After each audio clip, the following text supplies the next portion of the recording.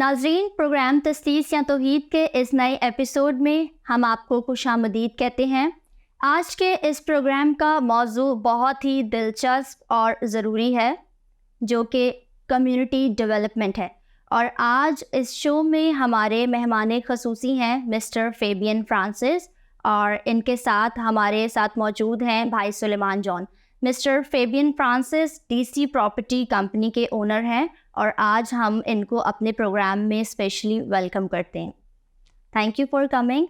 अच्छा, इससे पहले कि आज हम कम्युनिटी डेवलपमेंट पर बात करें, सबसे पहले मैं चाहूँगी कि आप सर हमें बताएं कि आपकी लाइफ की जर्नी क्या है इस फील्ड में। देखिए, सबसे पहले तो मैं आपको मसीह में सलाम करता हूँ। और डीसी प्रॉपर्टी की अगर बात की जाए तो 2017 में ये कंपनी स्टार्ट हुई थी और 6 साल इसको हो गए इंडस्ट्री के अंदर। और जब इस इंडस्ट्री में आया था तो बिल्कुल ही एक लो से स्टार्ट किया था।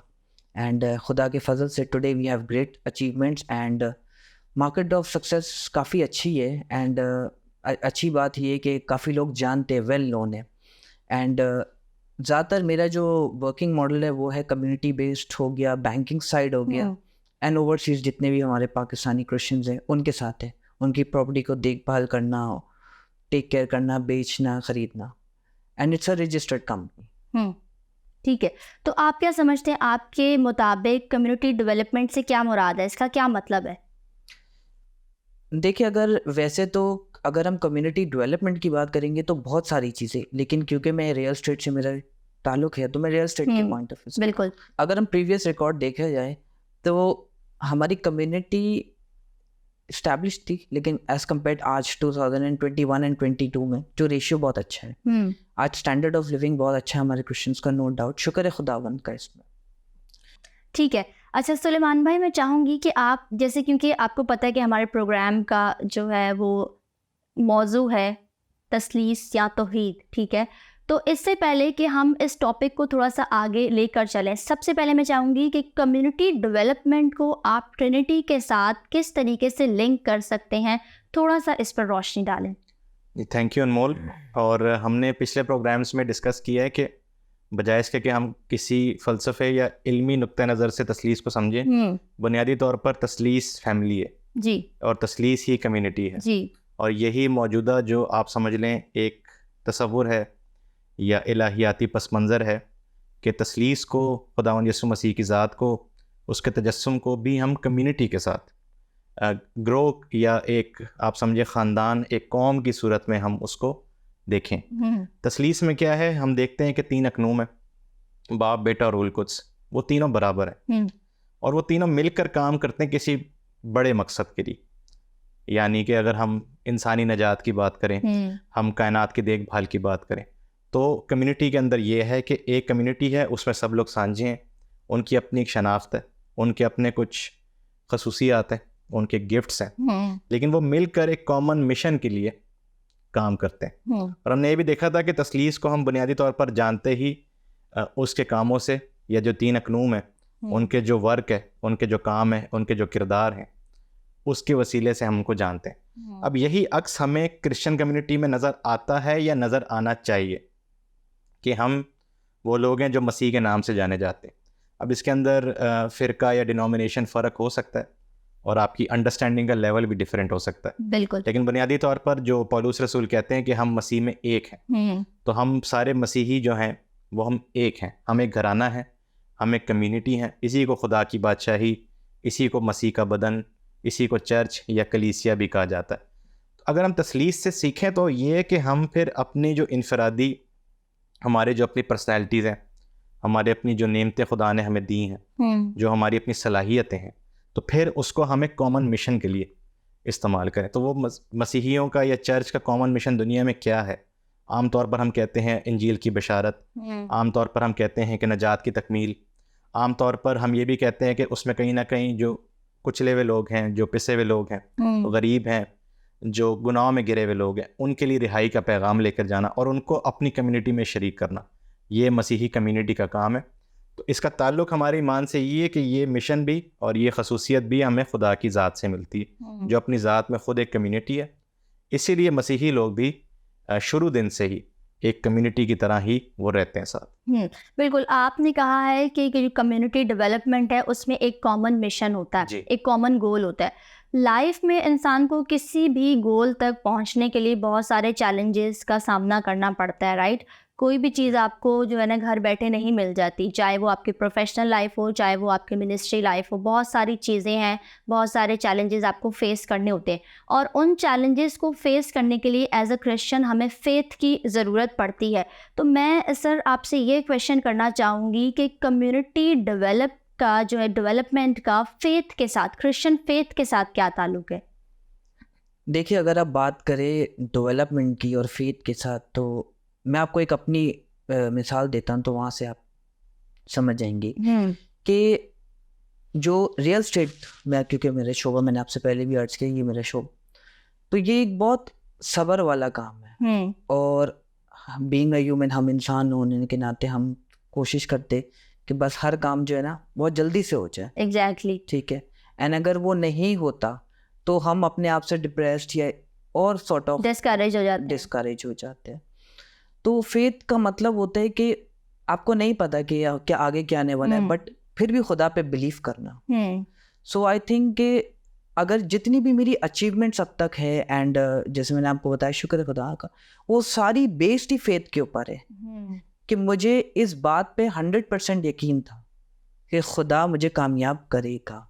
एंड सिर्फ ऐसा नहीं होता कि मतलब मैं घर पे बैठा हूँ और बस मैं बोलूँ कि कामयाब हो जाऊँ, बट मैंने ये नहीं सोचा कि मैं सक्सेसफुल होऊंगा या नहीं होऊंगा। बस मैंने मेहनत की और ईमान रखा कि एक दिन अचीव हो जाऊंगा, एंड खुदा का शुक्र है। बिल्कुल, हार्ड वर्किंग जो है इज़ अ की टू सक्सेस। बिल्कुल, और इसके लिए आपको जो है ना सब्र भी करना पड़ता है। ये तो अभी जो हम गुफ्तगू कर रहे हैं अभी तक की, वो एक जनरल पर्सपेक्टिव जो है बयान किया जा रहा है। तो अब देखिए, ज़रूरी बात यह है कि बाइबल हमें कम्युनिटी डेवलपमेंट के बारे में क्या सिखाती है, आप मुझे बताएंगे? ये अच्छा सवाल है, लेकिन ये एक वसी मौजू है, ठीक है, क्योंकि बाइबल के बारे में इस शो में हम बार बार एक बात ये करते हैं कि बाइबल जो है वो एक किताब नहीं है, हम उसे लाइब्रेरी कहते हैं किताबों की। तो उसके अंदर फिर एक पस मंज़र या एक असूल या कम्युनिटी डेवलपमेंट की एक डेफिनेशन नहीं मिलती हमें। तो हमें कई बातें मिलती हैं, ठीक है, और अगर हम सारी किताबों का मुताला करें तो वो हर किताब हमें कम्युनिटी डेवलपमेंट के बारे में कुछ ना कुछ सिखाती है। मैं चाहूँगा कि मैं मुख्तसर एक अहाता करूँ, एक आपको मैं आउटलाइन दूँ, ताकि आप फिर खुद इंडिविजुअली हर उस आयत को या हर उस किताब को खुद देख सकें कम्युनिटी डेवलपमेंट के पर्सपेक्टिव से। देखिए, कम्युनिटी डेवलपमेंट को भी हम शॉर्ट करें तो सिर्फ हम डेवलपमेंट की बात करें, यानी तरक्की, तो एक उसका रूहानी या ईमानी पहलू है, एक उसका बिल्कुल आप समझ लें कि सेक्युलर या उसका जो नॉन रिलीजियस पहलू है जी। और उन दोनों का हदफ यही है, हदफ ये है कि कमज़ोरी, गरीबी, इन सब को दूर किया जाए और इंसानों के हालात ज़िंदगी, उनकी शख्सियात, उनकी सेहत को बेहतर से बेहतर बनाया जाए, और ये सब करने से इंसानी माशरा जो है वो बेहतर से बेहतर बने। ये डेवलपमेंट की एक आप समझ लें आम डेफिनेशन है, ठीक है। अब इसके अंदर बाइबल को पढ़ने के कई तरीके। एक हम बात करते हैं लिबरेशन थियोलॉजी की, कि तरक्की की या आज़ादी की इलाहियात, और लिबरेशन थियोलॉजी चर्च का खासा रहा है। रोमन कैथलिक फादर्स ने इस पर काम किया है, ख़ास तौर पर लैटिन अमेरिका के अंदर। अमेरिका के अंदर जो ब्लैक कम्युनिटी है उसने लिबरेशन थियोलॉजी पे काम किया, और इसी तरह हमारे इर्द गिर्द भी एशियन ममालिक जो हैं उनमें एक बड़ी स्ट्रॉन्ग रिवायत रही है लिबरेशन की। कहीं ना कहीं ईमान को कम्युनिटी डेवलपमेंट के साथ, सियासी डेवलपमेंट के साथ जोड़ा जाए और उसके नताइज बर्पा किए जाएँ। और जब आप लैटिन अमेरिका की केस स्टडी लेते हैं तो वो तो बड़ी स्ट्रॉन्ग है, यानी वहाँ पर कैथलिक फादर्स ने, कैथलिक कम्युनिटीज़ ने बाकायदा ग्राउंड लेवल से लेकर हुकूमत को तब्दील करने तक उन्होंने जिद्दोजहद की, और वो काफ़ी हद तक कामयाब भी रहे। तो एक बाइबल को पढ़ने का तरीका ये है लिबरेशन थियोलॉजी के हवाले से। लिबरेशन थियोलॉजी क्या है कि हम बाइबल को पढ़ें पिसे हुए तबके के हवाले से, यानी जो लोग, जो कम्युनिटीज़ कमज़ोर हैं, माइनॉरिटी हैं, किसी ना किसी मुसीबत में फंसी हैं, चाहे वो फाइनेंशियल हो, चाहे वो परसिक्यूशन हो, चाहे वो लाइल्मी या हीलिंग का मसला हो, शिफा का मसला हो, आप उनके पस मंज़र से बाइबल को पढ़ें और उन वाक़यात को, उन आयात को उजागर करें जहाँ पर खुदा उन लोगों के साथ खड़ा है जो पिसे हुए हैं। इसमें सबसे बड़ी हमें मिसाल मिलती है खरूज की किताब में, कि जब खुदा ने मुल्क मिस्र से अपनी कौम को 400 साल की ग़ुलामी के बाद रिहाई दी। तो ये बुनियादी एक आप समझ लें वाक़या या बुनियादी आयात हैं लिबरेशन थियोलॉजी के हवाले से। इसका मकसद ये है कि आप गुर्बत जो है ना, एक गुर्बत ओवरऑल, पैसों की गुर्बत, ठीक है, सेहत की कमी, इल्म की कमी, इन सब चीज़ों को इस चीज़ से जोड़ें, लिबरेशन थियोलॉजी से, और बाइबली असूल पैदा करें। इसी में हम इंजील भी जब पढ़ते हैं तो हम खुदावंद यीशु मसीह की हमें वो बातें याद आती हैं जहाँ वो कहते हैं कि मुबारक हैं वो जो दिल के गरीब हैं, या फिर मैं गरीबों की खुशहाली के लिए या उनको खुशखबरी सुनाने के लिए इस दुनिया में आया हूँ। तो हम ये भी कहते हैं कि कहीं ना कहीं मसीह की भी यही कोशिश थी या यही उनका मिशन था कि वो कम्युनिटी बनाएं ऐसे लोगों की जो पिसे हुए हैं और उनको मिलकर डेवलप किया जाए। ये है लिबरेशन थियोलॉजी का पर्सपेक्टिव। एक दूसरा पर्सपेक्टिव बाइबल को पढ़ने का ये है कि वो नेशन बिल्डिंग, और ये एक नई चीज़ है जो मैंने भी सीखी है कि आप पूरी बाइबल को इस तरह से पढ़ सकते हैं कि वो एक कायदा है, वो एक नक्शा है कौम को बनाने का। पुराने अहदनामे में बनी इसराइल कौम और नए अहदनामे में इंजील के अंदर क्रिश्चियन कम्युनिटी जो बिल्कुल ज़ीरो से स्टार्ट हुई थी, कि किस तरह से उन्होंने वो सफ़र किया। अगर हम शरीयत की किताबों को, तौरात को पढ़ते हैं, पुराने अहदनामे को देखते हैं, तो वो मुकम्मल तौर पर हमें बनी इसराइल कौम की फलाह व बहबूद, उनकी तरक्की और उसके बाद उनकी बिल्डिंग यानी उनकी तामीर और तरक्की के लिए हमें वाज़ेह असूल देती है। और यही वो असूल हैं जो हमें नज़र आते हैं पैदाइश की किताब के अंदर भी, कि खुदा ने दुनिया बनाई, उसके बाद उसने बनी इसराइल कौम को बनाया और उनको एक मिशन दिया। और यही जब आप आगे बढ़ते जाते हैं, जब आप नबियों की किताब में आते हैं जहाँ बनी इसराइल कौम या पुराने अहदनामे की जो तारीख़ है वो ख़त्म हो रही है, तो वहाँ भी उनको मिशन दिया जाता है कि अब आप असीरी से वापस आएँ, तो अब अपने असर नौ जो है शहर को, अपने मुल्क को, अपनी कौम को दोबारा बनाना है, आपने हैकल को दोबारा बनाना है, आपने शहर की फसील बनानी है, आपने घरों को फिर से बनाना है, आपने अपने पाकिस्तानों को फिर से उगाना है, ठीक है, और इसी में आपने अपनी आने वाली नस्लों की भी परवरिश करनी है। तो बाइबल हमें, अगर हम बाइबल को इस तरह से पढ़ते हैं, ना सिर्फ एक मजहबी अकायद की किताब, ना सिर्फ एक शख्सी डिवोशन की किताब, जब आप उसको एक नेशन बिल्डिंग की या कम्युनिटी बिल्डिंग की किताब समझ के पढ़ेंगे तो फिर आपके सामने खुद ब खुद ये असूल वाज़े हो जाएंगे। इसका मतलब ये कि बाइबल मुक़द्दस कम्युनिटी डेवलपमेंट की, नेशन बिल्डिंग की बात करती है। इस वजह से जो है हमें उसे उस पर्सपेक्टिव से पढ़ना भी चाहिए। तो अभी जब मैंने स्टार्टिंग में प्रोग्राम का जो है इंट्रोडक्शन दिया तो मैंने कहा कि ये बहुत दिलचस्प और अहम मौजू है, तो इसकी अहमियत को जानना भी बहुत ज़रूरी है कि आज के दौर में मॉडर्न एरा है, मॉडर्न एज है, जितनी ज़रूरियात जो है वो इंसान की बढ़ गई हैं, इंसान की डिज़ायर्स बढ़ गई हैं, तो आज हमारी कम्युनिटी में कम्युनिटी डेवलपमेंट की क्या अहमियत है, क्या इम्पोर्टेंस है? देखिए, आज की अगर हम बात करें करंट सिचुएशन के ऊपर, तो हर बंदे को एक स्टैंडर्ड ऑफ लिविंग चाहिए, एक अच्छा घर और एक स्टैंडर्ड हो, ठीक है। सो मेरे हिसाब से यस, ये होना भी लाजमी है और ये होना चाहिए कि उनका जो स्टैंडर्ड ऑफ लिविंग हो। एंड मेरे हिसाब से है, ऐसा नहीं है कि नहीं है। अगर आप एक्चुअल क्रिश्चियंस की रेशियो देखे जाए तो उसमें 100 में से मेरे ख्याल से 40%, ज़्यादा से ज़्यादा 45% ऐसे होंगे जो बिलो द लाइन वाले होंगे। लेकिन today with evidence, with proof मेरे पास है दैट कम्युनिटी बहुत डेवलप्ड हो चुकी है। हाँ, जो सूरत हाल हम सबको पता है आजकल की जो चल रही है उसमें तो थोड़ा सा रुक गया है, लेकिन ऐसा नहीं है कि बिलो द लाइन हम जा रहे हैं, हम टॉप ऑफ द लाइन जा रहे हैं। ये शुक्र है खुदा का। एंड मज़ीद उम्मीद है कि इस तरीके से लोग मज़ीद और आएंगे। ये कह रहे हैं कि आज की लाइफ में हर कोई जो है स्टैंडर्ड लिविंग मांगता है, लेकिन कभी कभार बाइबल की कुछ आयात ऐसी हैं जिन्हें हम पढ़ते हैं तो बाइबल जो है वो सादगी पर ज़्यादा ऐसा लगता है कि ज़ोर दे रही है। और फिर हम देखते हैं कि पिछले दिनों बहुत एक वेव आई थी प्रॉस्पेरिटी थियोलॉजी की भी, जो डिनाई करती तमाम तर डिज़ायर्स को जो है वो मानने से या उनको रखने से। वो लगता है, ऐसा लगता है कि जितनी हम डिज़ायर्स रखेंगे, जितनी हम प्रॉस्पेरिटी की तरफ जाएंगे, उतना गुनाह जो है पीक पर चलता जाएगा। इसके बारे में आप क्या कहेंगे? जी देखें, इंसानी शख्सियत जो है ना, हम उसको कहते हैं डायनामिक, मुतहर्रिक। उसका ये मतलब होता है कि वो साकिन नहीं होती, स्टैटिक नहीं होती, ठीक है। कोई भी इंसान किसी भी हालात में किसी भी तरफ पलट सकता है। उसी तरह इंसानी माशरे भी ऐसे होते हैं, ठीक है। तो उसमें आप एक चीज़ लागू नहीं कर सकते, ठीक है। अब बाइबल मुकद्दस इस चीज़ की अक्कासी करती है, यानी बाइबल मुकद्दस अगर खुदा का कलाम है और वो हर दौर के लिए हमें दिया गया है, तो उसमें हर किस्म की बात मौजूद है।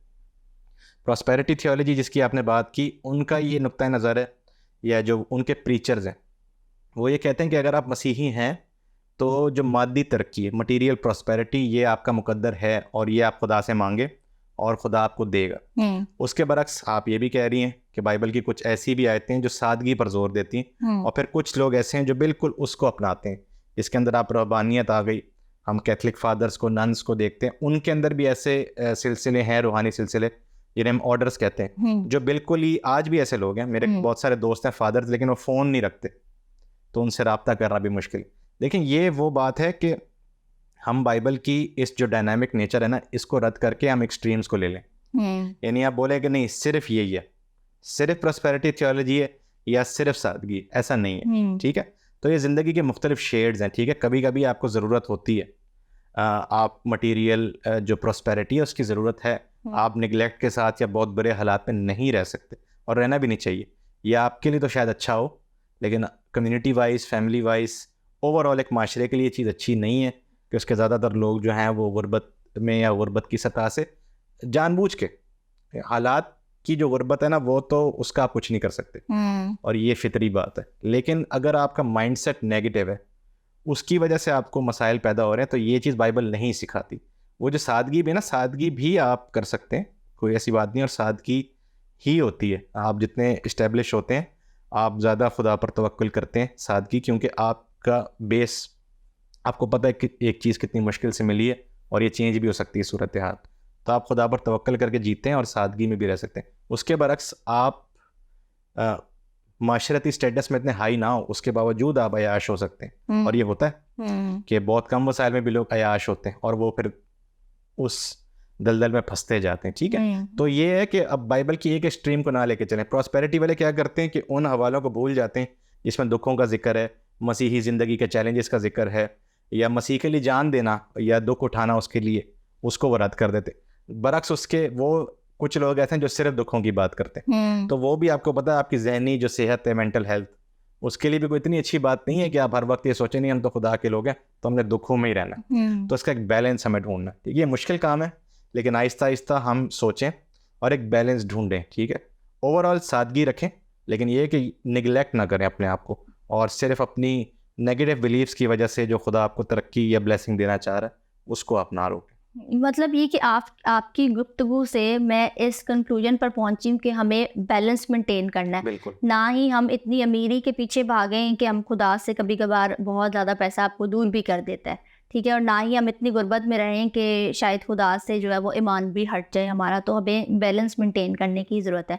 अच्छा, जब हम कम्युनिटी की बात करते हैं तो कम्युनिटी, हर एक फ़र्द, एक इंडिविजुअल जो है मिलकर एक कम्युनिटी को डेवलप करता है। अब हम अभी तक हम कम्युनिटी की कैरेक्टर की बात करे थे, अब हम बात करते हैं इंडिविजुअल्स। एज एन इंडिविजुअल हर क्रिश्चियन का क्या किरदार है जो उसने कम्युनिटी डेवलपमेंट में अदा करना है?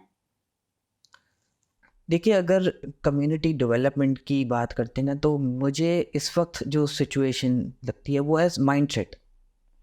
माइंडसेट एक ऐसी की है कि वो आपको सक्सेसफुल कर देती है। अगर आपका एक माइंडसेट हो और आपके इरादे हो कि यस मुझे ये करना है, एंड वो चीज़ अचीव कर लेते आप, बिकॉज माइंडसेट, इरादे और फेथ, ये तीनों साथ चलते, कनेक्ट है बिल्कुल। टू रीच योर सक्सेस, ये 3 पॉइंट्स आपके, और माइंडसेट मिलता है आप जहाँ रहते हैं, आपके पेरेंट्स से, आपके स्कूल से, आपके चर्च से, आपके फ्रेंड्स के साथ। सो आई थिंक कि माइंडसेट जो है ना वो डेवलपमेंट की तरफ उसको बहुत ज़्यादा ज़रूरत है एज़ कम्पेयर। बाकी सारी चीज़ें हैं इम्पोर्टेंट, मैं ये नहीं कहता इम्पोर्टेंट नहीं है, लेकिन कोर यही है माइंडसेट।